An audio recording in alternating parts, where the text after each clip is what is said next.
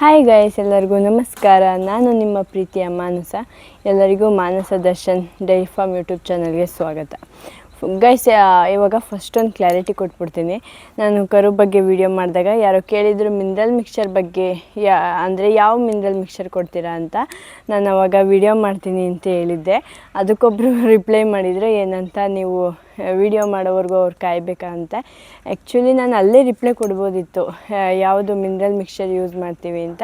ಆವಾಗ ಅವ್ರಿಗೆ ಒನ್ ಟೈಮ್ಗೆ ಎಷ್ಟು ಕೊಡ್ತೀರಾ, ಒಂದು ಹಸುಗೆ ಕರುಗೆ ಎಷ್ಟು ಕೊಡ್ತೀರಾ, ಎಷ್ಟು ಪ್ರಮಾಣದ, ಹೀಗೆ ಸುಮಾರು ಕ್ವಶನ್ನು ರೈಸ್ ಆಗುತ್ತೆ. ಹಾಗಾಗಿ ಇದ್ರ ಬಗ್ಗೆ ಸಂಪೂರ್ಣವಾಗಿ ಮಾಹಿತಿ ತಿಳಿಸ್ಕೊಡ್ಬೇಕು ಅನ್ನೋದು ನನ್ನ ಒಂದು ಇಂಟೆನ್ಷನ್ ಆಗಿತ್ತು. ಹಾಗಾಗಿ ನಾನು ಅಲ್ಲಿ ತಿಳಿಸ್ಕೊಡ್ಲಿಲ್ಲ ಅಷ್ಟೇ, ಅದಕ್ಕೆ ಕ್ಷಮೆ ಇರಲಿ. ನನಗೆ ನಿಮಗೆ ಎಲ್ಲ ವಿಷಯದ ಬಗ್ಗೆ ತಿಳಿಸ್ಕೊಡ್ಬೇಕು ಅಂತ ತುಂಬಾ ಆಸೆ. ರೈತರು ಅಂದರೆ ನಿಮಗೆ ಗೊತ್ತಿರುತ್ತೆ, ಅವ್ರಿಗೆ ದಿನಕ್ಕೊಂದು ಕೆಲಸ ಇರುತ್ತೆ. ಹಾಗಾಗಿ ಸ್ವಲ್ಪ ನಂದು ವಿಡಿಯೋ ಮಾಡೋದು ಡಿಲೇ ಆಗ್ತಾಯಿದೆ. ಮೇನ್ ಪ್ರಾಬ್ಲಮ್ ಐತೆ ಏನಪ್ಪ ಅಂದರೆ, ಇವಾಗ ನಾನು ನಿಮಗೆ ಒಂದು ಟಾಪಿಕ್ ಬಗ್ಗೆ ಎಕ್ಸ್ಪ್ಲೈನ್ ಮಾಡ್ತಾ ಇರ್ತೀನಿ. ಆವಾಗ ಅಲ್ಲೇ ಇನ್ನೊಂದು ಕಂಟೆಂಟಲ್ಲಿ ಆ ಕಂಟೆಂಟ್ ಬಿಟ್ಬಿಟ್ಟು ಬೇರೆದರಲ್ಲಿ ಹೋಗ್ಬಿಟ್ಟಿರ್ತೀನಿ.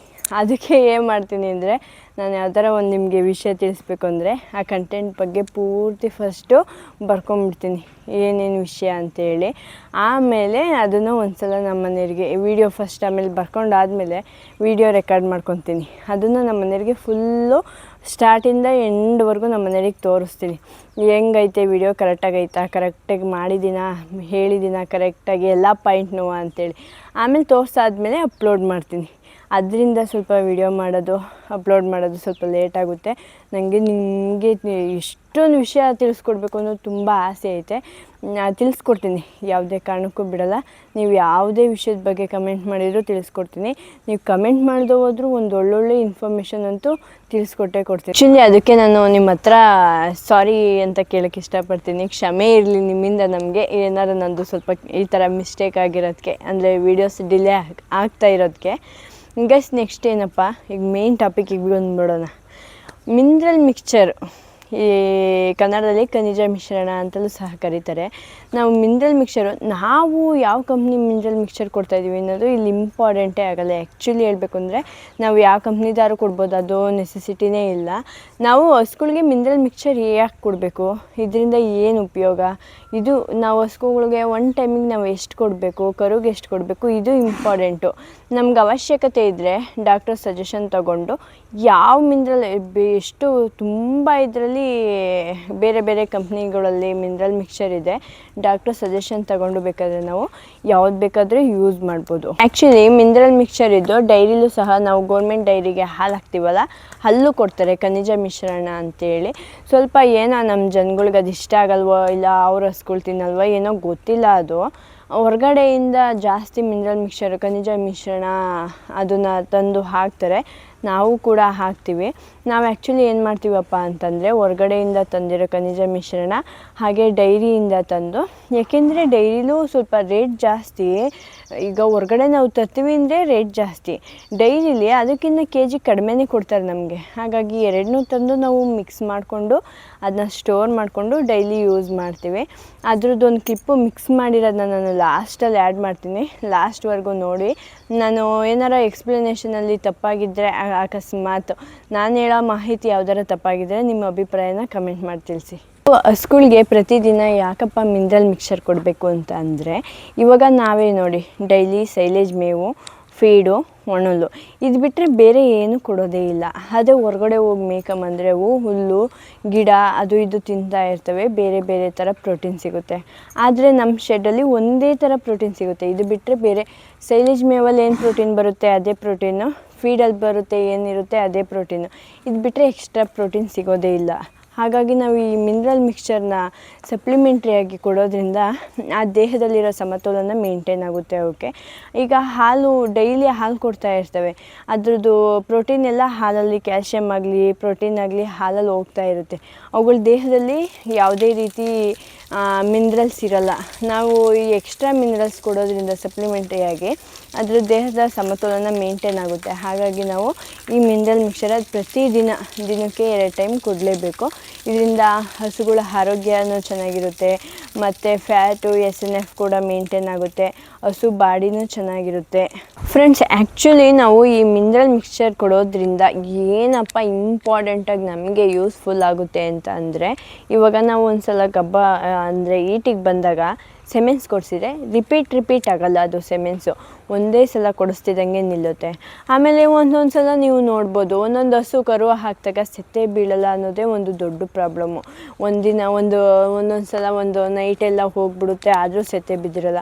ಆದರೆ ಈ ಮಿನರಲ್ ಮಿಕ್ಸ್ಚರ್ ಯೂಸ್ ಮಾಡೋದ್ರಿಂದ ಸೆತ್ತೆ ಬೇಗ ಬೀಳುತ್ತೆ. ಸಾಮಾನ್ಯ ನಾವು ನಮ್ಮ ಹಸುಗಳು ಕರು ಹಾಕಿದಾಗೆಲ್ಲ ನಾವು ನೋಡಿದ್ದೀವಿ, ಯಾವುದೇ ಹಸುಗಳು ನಮ್ಮನ್ನು ಸೆತ್ತೆ ಬೀಳೋಕ್ಕೆ ಕಾಯಿಸಿದ್ದೇ ಇಲ್ಲ, ಬೇಗ ಸೆತ್ತೆ ಬೀಳುತ್ತೆ. ಮತ್ತು ಕರು ಹಾಕಿದ ತಕ್ಷಣ, ಕರು ಹಾಕಿದ ಮೇಲೆ 3 ದಿನಕ್ಕೆ ಮಿಲ್ಕ್ ಫೀವರ್ ಅಂತ ಬರುತ್ತೆ, ಅದು ಸಹ ಬರಲ್ಲ. ಅದನ್ನು ತಡೆಗಟ್ಟುತ್ತೆ. ಹಸುಗಳಿಗೆ ರೋಗ ನಿರೋಧಕ ಶಕ್ತಿ ಹೆಚ್ಚಾಗುತ್ತೆ ಈ ಮಿನರಲ್ ಮಿಕ್ಸ್ಚರ್ ಕೊಡೋದ್ರಿಂದ. ಹಸುಗಳ ಆರೋಗ್ಯನೂ ಚೆನ್ನಾಗಿರುತ್ತೆ. ಹಸುಗಳು ಏನಾದರೂ ಗಬ್ಬ ಆಗಿದ್ದರೆ ಅವುಗಳ ಕರುಗೆ ಒಳ್ಳೆ ಬೆಳವಣಿಗೆನೂ ಸಹ ಸಿಗುತ್ತದೆ, ಮತ್ತು ಹಸುಗಳಿಗೂ ಒಳ್ಳೆ ಪ್ರೋಟೀನ್ ಸಿಗುತ್ತದೆ. ಯಾವುದೇ ರೀತಿ ತೊಂದರೆ ಇರಲ್ಲ. ತುಂಬ ಉಪಯೋಗ ಈ ಖನಿಜ ಮಿಶ್ರಣ ಹಾಕೋದ್ರಿಂದ. ಏಕೆಂದರೆ ನಾವು ಆಲ್ರೆಡಿ ತುಂಬ ಯೂಸ್ ಮಾಡಿದ್ದೀವಿ, ಅದರ ರಿಸಲ್ಟ್ ನೋಡಿದ್ದೀವಿ. ಹಾಗಾಗಿ ನಮಗೆ ಖನಿಜ ಮಿಶ್ರಣ ಹಸು ಸಾಕೋದ್ರಲ್ಲಿ ಈ ಫೀಡ್ ಜೊತೆಗೆ ನಾವು ಕೊಟ್ಟರೆ ತುಂಬ ಒಳ್ಳೆಯದು. ನಾವೀಗ ಮಾಮೂಲಿ ನಿಮಗೆ ಗೊತ್ತು ಡ್ರೈ ಫೀಡ್ ಕೊಡ್ತೀವಿ ಅಂತ, ನಾವೇನಪ್ಪ ಮಾಡ್ತೀವಿ ಅಂದರೆ ಈ ಡ್ರೈ ಫೀಡ್ ಜೊತೆನೇ ಮಿನರಲ್ ಮಿಕ್ಸ್ಚರ್ ಕೂಡ ಕೊಡ್ತೀವಿ. ನಾವು ಬೂಸ ನೆನೆಸ್ಕೊಟ್ರೆ ಅದರೊಳಗಡೆ ಹಾಕ್ಕೊಡ್ಬೋದು, ಇಲ್ಲಾಂದರೆ ಡ್ರೈ ಫೀಡ್ ಕೊಟ್ಟರೆ ಅದ್ರ ಮೇಲೆ ಹಾಕಿ ಕೊಡ್ಬೋದು, ತೊಂದರೆ ಏನಿಲ್ಲ. ಹಸು ತಿನ್ನಬೇಕಷ್ಟೇನ. ನಾವು ನಮ್ಮ ಫಾರ್ಮಲ್ಲಿ ಏನಪ್ಪ ಅಂದರೆ ಹಸುಗಳಿಗೆ ಇದು ಮಿನರಲ್ ಮಿಕ್ಸ್ಚರು ದೊಡ್ಡ ಹಸುಗಳಿಗೆಲ್ಲ 150 ಗ್ರಾಮ್ವರೆಗೆ ಕೊಡ್ತೀವಿ. ಹಾಗೆ ಕರುಗಳಿಗೆ 50-60 ಗ್ರಾಮ್ವರೆಗೆ ಕೊಡ್ತೀವಿ. ಇದನ್ನ ಕಂಪಲ್ಸರಿ ಡೈಲಿ 2 ಟೈಮ್ ಹಾಕಲೇಬೇಕು. 1 ಟೈಮ್ಗೆ 50-100 ಗ್ರಾಮ್ ಹಸುಗೆ, ದೊಡ್ಡ ಹಸುಗೆ. ಚಿಕ್ಕ ಕರುಗೆ ಬಂದ್ಬಿಟ್ಟು 50-60 ಗ್ರಾಮ್ ಕೊಡ್ತೀವಿ, ಕಂಪಲ್ಸರಿ ಕೊಡ್ತೀವಿ. ನೀವು ಯಾವುದು ಮಿನರಲ್ ಮಿಕ್ಸ್ಚರ್ ಯೂಸ್ ಮಾಡೋದು ಅಂತ ಕೇಳ್ತೀರ, ನಂಗೆ ಗೊತ್ತು. ಇವಾಗ ತುಂಬ ಕಂಪ್ನೀಸ್ ಇದ್ದಾವೆ. ಯಾವುದಾದ್ರು ನೀವು ನಿಮ್ಮ ಹತ್ರ ಇರ್ತಾರಲ್ಲ ಡಾಕ್ಟರ್ಸು, ಅವ್ರ ಸಜೆಷನ್ ತಗೊಂಡು ಯಾವ ಮಿನರಲ್ ಮಿಕ್ಸ್ಚರ್ ಬೇಕಾದರೂ ಯೂಸ್ ಮಾಡ್ಬೋದು, ತೊಂದರೆ ಏನಿಲ್ಲ. ನಾವು ನೋಡಿ ಇದೇ ಯೂಸ್ ಮಾಡೋದು, ಮಿನ್ಫಾ ಗೋಲ್ಡ್ ಅಂತ.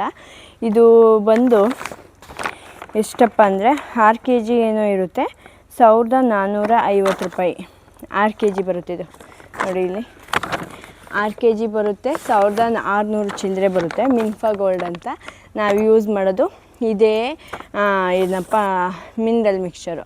ಇದ್ರ ಜೊತೆ ನಾವು ಡೈರಿ ಮಿನರಲ್ ಮಿಕ್ಸ್ಚರ್ ಕೂಡ ಮಿಕ್ಸ್ ಮಾಡ್ಕೊತೀವಿ. ಅದ್ರದ್ದೊಂದು ಕ್ಲಿಪ್ ಇವಾಗ ಆ್ಯಡ್ ಮಾಡ್ತೀನಿ, ನೋಡಿರಿ ನಾವು ಯಾವ ರೀತಿ ಮಿಕ್ಸ್ ಮಾಡಿಕೊಂಡು ಅದನ್ನ ಸ್ಟೋರೇಜ್ ಮಾಡ್ತೀವಿ ಅಂತ.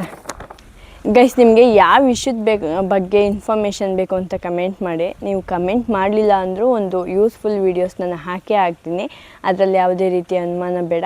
ಹಾಗೆ ನಂದು ಸ್ವಲ್ಪ ವೀಡಿಯೋಸ್ ಲೇಟಾಗಿ ಬರೋದಕ್ಕೆ ಒಂದು ಸ್ವಲ್ಪ ಕ್ಷಮೆ ಇರಲಿ.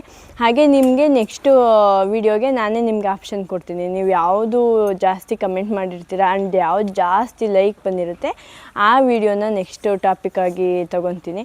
ಯಾವುದಪ್ಪ ಅಂದರೆ, ಇವಾಗ ನಾವು ಹಸುಗೆ ಗಬ್ಬ ಆದಾಗ ಎಷ್ಟು ತಿಂಗಳಿಗೆ ಹಾಲು ನಿಲ್ಲಿಸ್ಬೇಕು, ಹೆಂಗೆ ಒಂದೊಂದು ಸ್ಟೆಪ್ಪಾಗಿ ಸ್ಲೋ ಡೌನ್ ಆಗಿ ಹೇಗೆ ಹಾಲು ನಿಲ್ಲಿಸ್ಬೇಕು, ಮತ್ತು ಹಾಲು ನಿಲ್ಸೋಕ್ಕೆ ಯಾವ ಥರ ಡ್ರೈ ಟ್ಯೂಬ್ ಹೊಡಿಬೇಕು ಅಂತೇಳೆಲ್ಲ ತಿಳಿಸ್ಕೊಡ್ತೀನಿ.